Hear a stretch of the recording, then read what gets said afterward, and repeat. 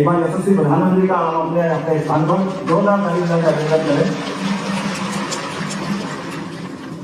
मैं उज्जैन से आता हूँ और मैं समझ सकता हूँ कि विद्या भारती नगर सैनिक स्कूल का नामकरण सम्राट विक्रमादित्य के नाम पर किया होगा तो मुझे कितना आनंद आया होगा। वाकई ये हमारे लिए सौभाग्य की बात है। विक्रमादित्य यद्यपि धरती पे लगभग 2000 साल पहले की बात है और 2000 साल पहले हमारे अपने प्रदेश के एक बालक ने अपने जीवन के अंदर कितनी प्रकार की सुशासन की, साहस की, पराक्रम की, पुरुषार्थ की, वीरता की, न्यायशीलता की, दानशीलता की क्या क्या मिसाल कायम की है, कोई उदाहरण जिनके बराबर का हो सकता है क्या? कहने वाले तो कहते हैं कि भगवान राम के राम राज्य की उस वर्तमान की व्यवस्था को पुनर्स्थापित करने के लिए अगर 2000 साल पहले का इतिहास देखो तो विक्रमादित्य समान कोई योद्धा दूसरा नहीं हुआ। ऐसे सुशासन के प्रतीक विक्रमादित्य जिनके जीवन के विभिन्न पक्षों में कौन सा पक्ष उनका कमजोर है?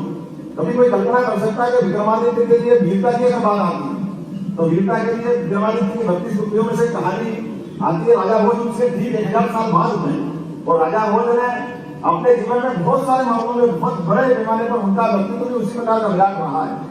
सभी प्रकार के क्षेत्रों में उनका दखल, उनकी वीरता, न्यायशीलता, आयुर्वेद, शस्त्र शास्त्र सभी प्रकार के मामलों और विक्रमादित्य के बाद के काल और उसी समय में हर एक किसी की कल्पना होती है अगर मैं राजा बनूं तो विक्रमादित्य के समान बनूं। इसलिए विक्रमादित्य के नाम पे उपाधियां चालू हुई और उस उपाधियां के चलते हर एक कोई अपना जब सुशासन की तरफ ले जाता है तो लोग सोचते हैं विक्रमादित्य कैसा होगा। तो विक्रमादित्य के उस दौर में हमारा भारतीय राजा अपने राजा और राजा भोज ने अपने शासन की व्यवस्था में वो सारी चीजें हासिल करते हैं। तो ऐसा कहते हैं कि वो विक्रमादित्य के सिंहासन पर बैठने का उनका भी मन हुआ और ऐसा भी बोलते हैं कि वो पुतियां जो 32 पुतियों का उनका सिंहासन था वो एक हर पुतिया अपने अपने अलग अलग प्रकार के विभाग की दक्षता की बात करती है। 31वीं पुतली बात करती हुई जब भोज सिंहासन पे बैठते और एक एक करके जवाब से असंतुष्ट होकर के पुतियां वो सिंहासन छोड़ के जाती रहती है। तो 31वीं पुतली से विक्रमादित्य ने कहा कि अब इस सिंहासन पे बैठने लायक हो क्या? तो लेकिन मेरे प्रश्न का उत्तर दो तब आप इसके लायक रहोगे। तो आपका प्रश्न क्या है? तो उन्होंने कहा प्रश्न ये है कि विक्रमादित्य समान आप अगर वीर हो तो वीरता के लिए आपको प्रमाण देना पड़ेगा। तो प्रमाण, हाँ क्या प्रमाण? वैसे आमने सामने की सेना है और सेना हर हालत में युद्ध आपको जीतना है, दोनों तरफ प्रचंड सेना है और सेना का संचालन आपको करना है और संचालन ऐसी कुशलता के साथ करना है कि जीत की तरफ आपको जाना है। अगर आप युद्ध जीतोगे तभी आप विक्रमादित्य के समान रहोगे। आप बताइए आप किस प्रकार से युद्ध का संचालन करोगे? अब ये सारी बात सुनकर के राजा लोग बड़े विद्वता के साथ ध्यान देकर के जवाब देते हैं कि एक बात तो सही है कि जब आमने सामने की सेना है और विराट की स्थिति में सेना है तो मैं ऐसे स्थान पर युद्ध में खड़ा रहूंगा जब मेरे सेना का मेरे हाथ में नियंत्रण है, मेरे नियंत्रण से बाहर भी होना चाहिए।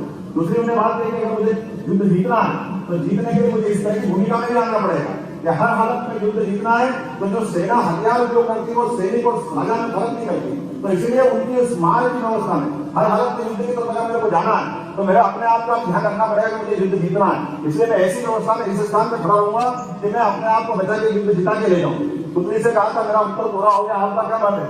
पुतली ने कहा बस आप फेल हो गए।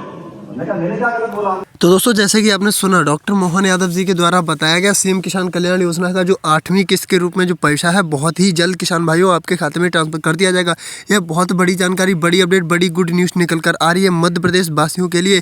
अगर आप भी मध्य प्रदेश के रहने वाले हैं तो कहीं ना कहीं हद तक आपके लिए बहुत बड़ी खुशखबरी ये है कि आपके खाते में अतिवृष्टि ओलावृष्टि का जो फसल बीमा योजना का जो पैसा है वो बहुत ही जल्द आपके खाते में ट्रांसफर कर दिया जाएगा। डॉक्टर मोहन यादव जी के द्वारा बहुत बड़ी जानकारी, बड़ी अपडेट, बड़ी गुड न्यूज़ निकल कर आ रही है किसान साथियों मध्य प्रदेश से।